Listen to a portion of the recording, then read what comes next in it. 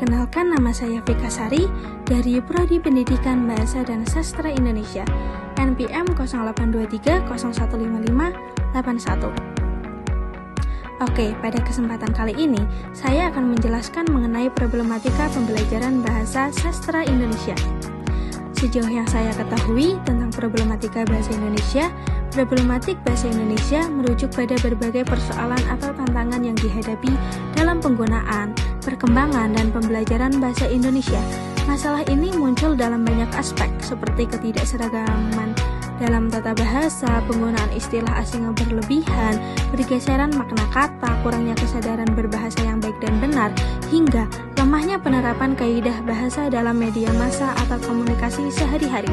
Selain itu, perkembangan teknologi globalisasi juga turut memperumit problematik bahasa Indonesia karena semakin banyak campuran bahasa asing dalam percakapan masyarakat. Selanjutnya, sejauh yang saya ketahui tentang problematika sastra Indonesia, problematik sastra Indonesia berkaitan dengan berbagai persoalan dalam perkembangan, apresiasi, dan produksi karya sastra di Indonesia.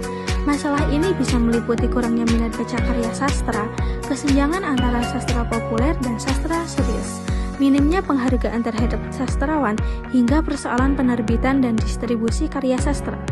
Selain itu, tantangan globalisasi juga berdampak pada identitas sastra Indonesia yang harus bersaing dengan budaya asing.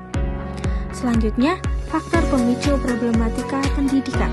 Yang pertama, kualitas guru tidak merata, perbedaan kemampuan mengajar antar daerah. Yang kedua, keterbatasan fasilitas, sarana belajar belum memadai di banyak sekolah.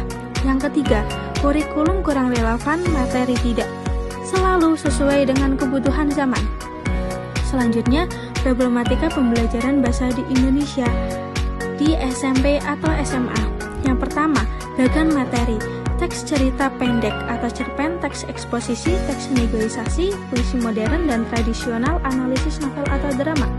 Yang kedua, bagan persiapan, menyusun rencana pelaksanaan pembelajaran seperti RPP, menyiapkan media pembelajaran seperti video, gambar, atau teks, membuat soal latihan yang variatif, menentukan metode mengajar atau diskusi ceramah atau proyek, menyiapkan penilaian berbasis proyek atau portofolio. Yang ketiga, ada bagan harapan. Siswa aktif berdiskusi dan berpendapat, siswa memahami struktur dan kaidah teks, siswa mampu menulis teks sesuai genre, siswa meningkatkan keterampilan berbicara formal, siswa lebih kreatif dalam membuat karya sastra, siswa kritis terhadap isi bacaan, siswa mampu membedakan fakta dan opini, siswa berani tampil di depan umum, siswa memiliki minat membaca yang tinggi, siswa mengaplikasikan bahasa Indonesia dengan baik dan benar. Selanjutnya, bagan kendala.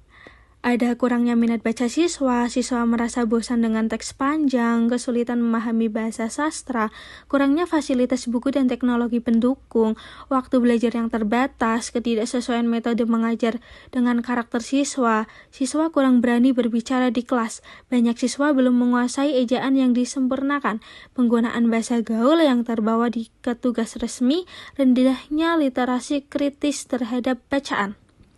Dan yang terakhir, bagan hasil. Ada sebagian siswa mampu menganalisis teks dengan baik, siswa lebih terampil menulis teks narasi dan eksposisi, terbentuknya kelompok diskusi yang aktif, munculnya karya sastra sederhana dari siswa, siswa lebih percaya diri berbicara di depan umum, siswa memahami pentingnya kaidah bahasa yang benar, adanya peningkatan minat baca pada sebagian siswa mampu mengkritisi isi teks secara sederhana. Terima kasih. Saya harap kamu bisa mendapatkan pengetahuan yang berguna dari materi ini. Tetap semangat.